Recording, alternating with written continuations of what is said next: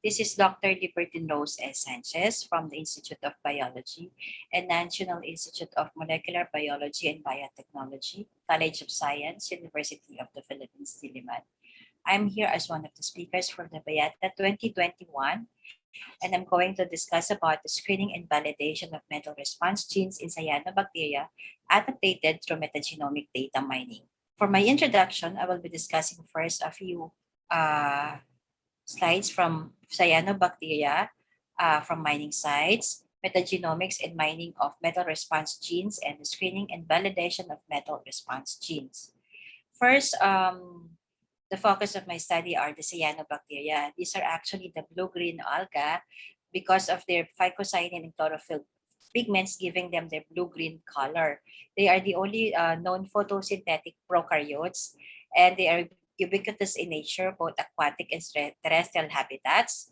They may occur singly in colonies or in filaments, reproducing asexually by fragmentation or by fission. They do not have any locomotory structures, but enzyme secretion along with contractile waves on the cells make them exhibit a gliding movement. Cyanobacteria were also able to tolerate UV radiations, anoxic environments, and wide range of temperature and salt concentrations, in part due to their highly developed stress responses. So their ability to survive in stress environments make them good candidates for screening and isolation of bioactive metabolites that can be used for different development of therapeutics, and for agriculture as food sources and biocontrol agents, and for the industry as pigment sources or biofuels.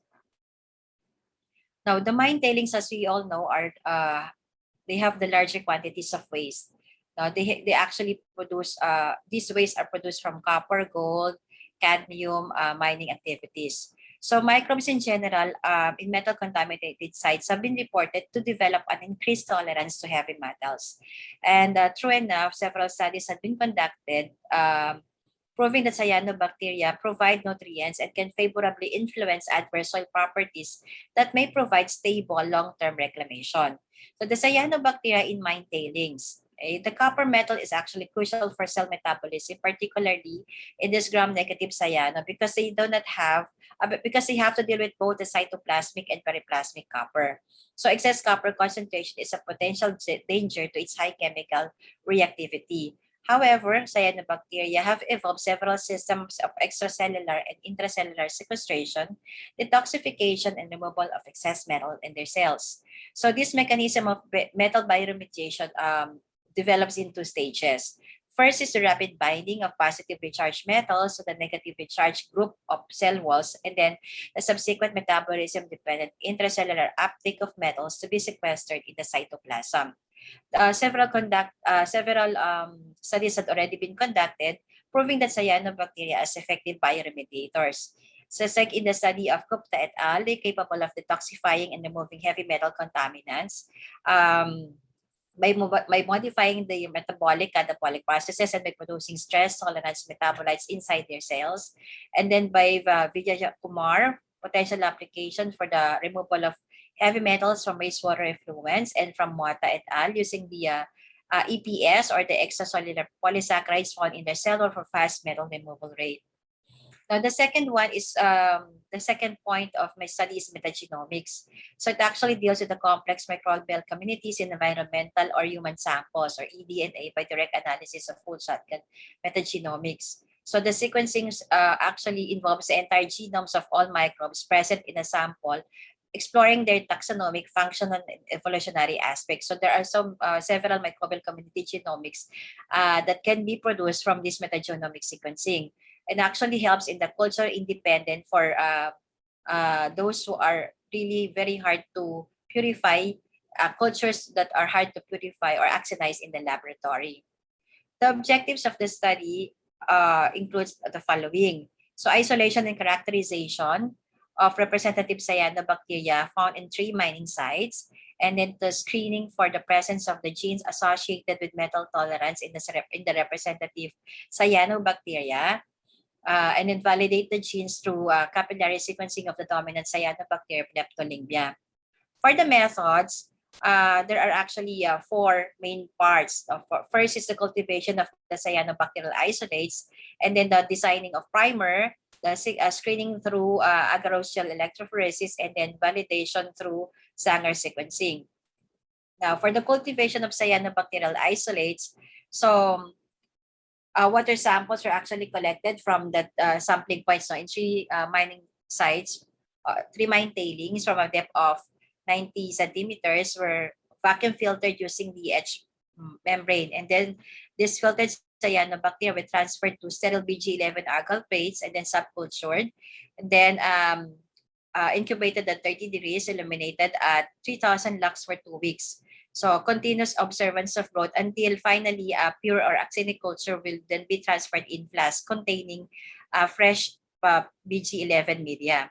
Now, the cyanobacterial coats were characterized morphologically under the binocular digital microscope, observing the different morphological characters. Now, for the DNA extraction and amplification of the 16S RNA gene, DNA was extracted using the quick DNA fungal bacterial kit, and then subjected to PCR amplification using the 16S.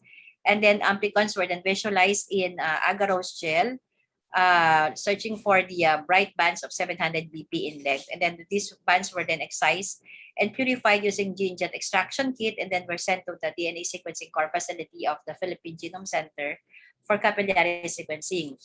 The sequences were assembled using sequencer, and then consensus sequences were used in performing the nucleotide or blast end searches in order to identify the putative cyanobacterial identification for each isolate.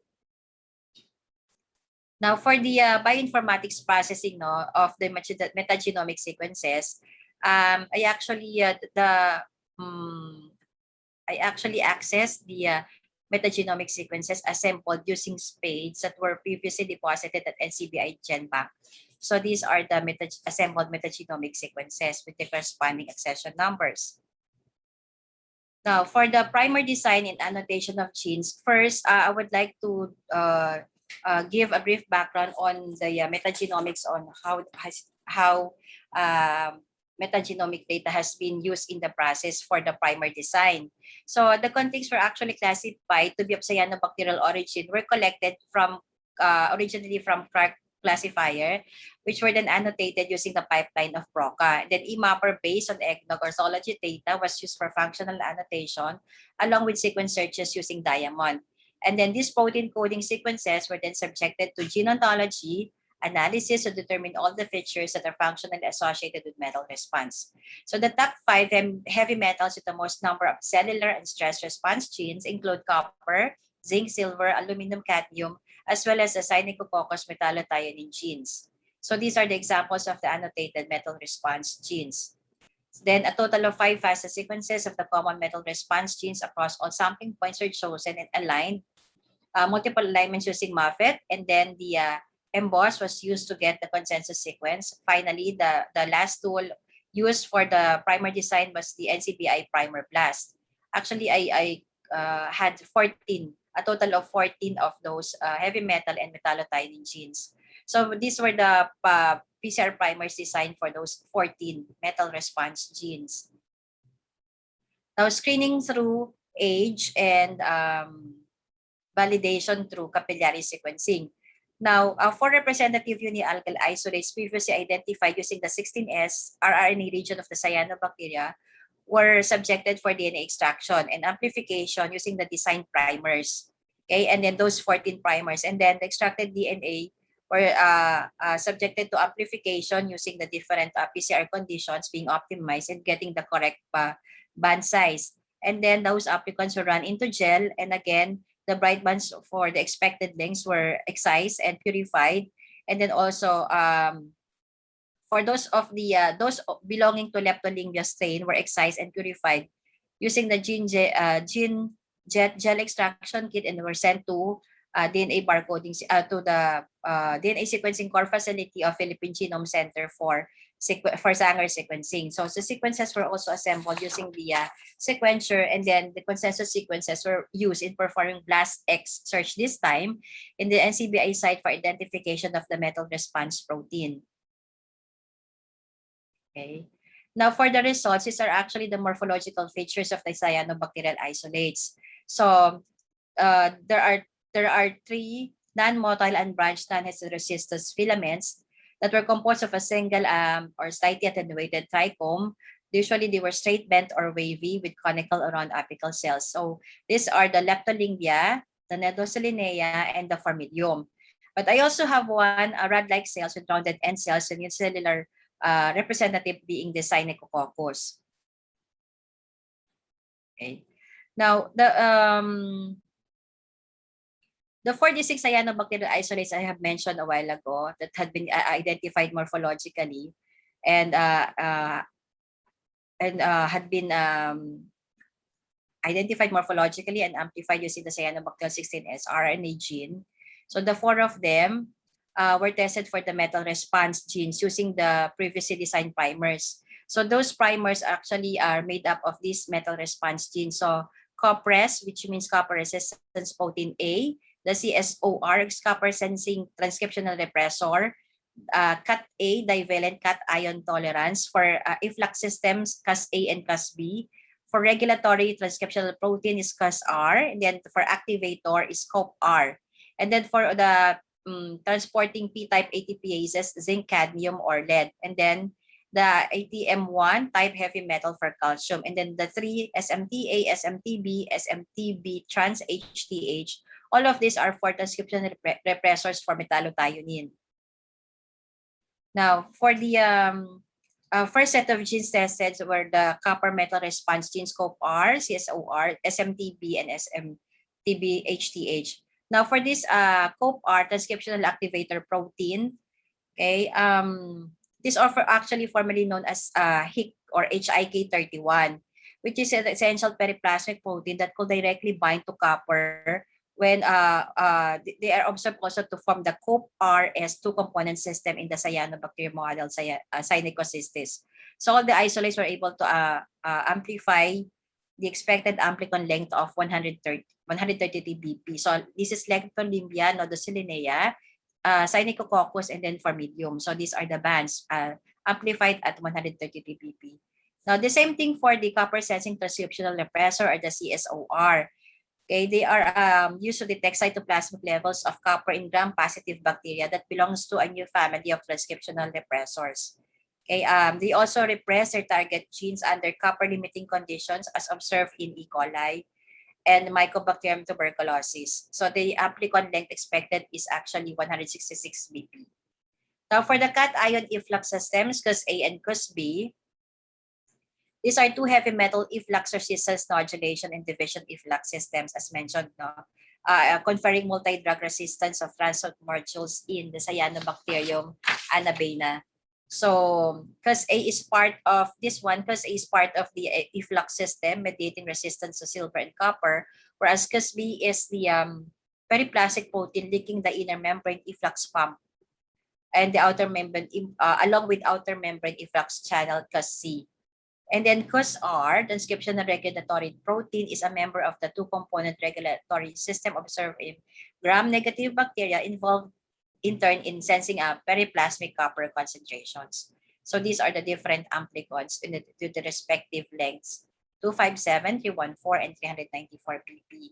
Now for CoPRES or copper resistance protein A, mediating copper resistance by sequestration of copper in the periplasm along with copper binding protein of COPC as observed in Pseudomonas. So actually this CoPRES is the primary contributor in exporting copper from cytoplasm, therefore initiating copper resistance and protection against oxidative stress.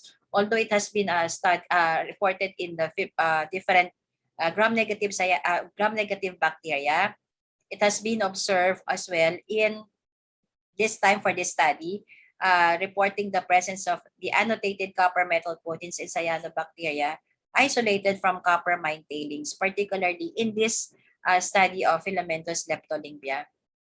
Now, the SMTA or the metallothioneins, these are actually Cyanococcus metal-regulated SMTA, and also for the Cat-A divalent cation tolerance. So the SMTA actually encodes the class 2 metallothioneins, whereas the SMTB or the metallothionein B encodes for the metal-dependent repressor of SMTA. So there is an increase in SMTA transcripts in response to elevated concentrations of heavy metals, including copper. Okay, so these are the metal-dependent repressor in turn of metallothionein that had been amplified, SMTP. So for the summary though, so for all of the four cyanobacterial culture isolates, all of these metal response genes that had been amplified or had been positively amplified for the different cultures. So validation of the metal response genes in turn for this cyanobacteria. So as mentioned, I actually sent the leptolimbia for this as a representative for each of those that were amplified, and then in sequence. Then the sequence actually were assembled, and then the sequences were queried using against the GenBank database using the BLASTX in order to come up with the protein sequences identified for each metal response. So you have here the different closest protein identification along with the different roles. To sum it up, for Cus A is a metal chelating type transporter. For Cus B, synthesizing lysine. And then for Cat A, of course, is heavy metal resistance, response to abiotic stress in the case of Copres. And then Cus R, transfer of mobile genetic elements. And then for other stress adaptation in the case of calcium rather, and then enzymes have several functions to remove DNA supercoils using the so-called metallothioneins. So in conclusion, morphological characterization and molecular identification of the cyanobacterial 16S RNA gene of the purified isolates collected from copper mine tailings revealed the presence of Leptolimbia, Nodosalinea, Cyanococcus, and Formidium.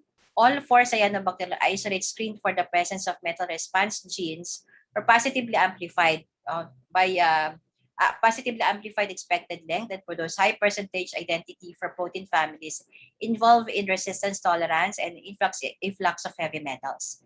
And the genes conferring stress response to metal ions are reported to be involved in influx transport functions and heavy metal resistance, which enable the cyanobacteria to survive in extreme metal conditions. So this study is successfully used to assemble metagenomic data and annotating metal response genes of Leptolimbia that would account for their survival in copper mining sites. References. Thank you.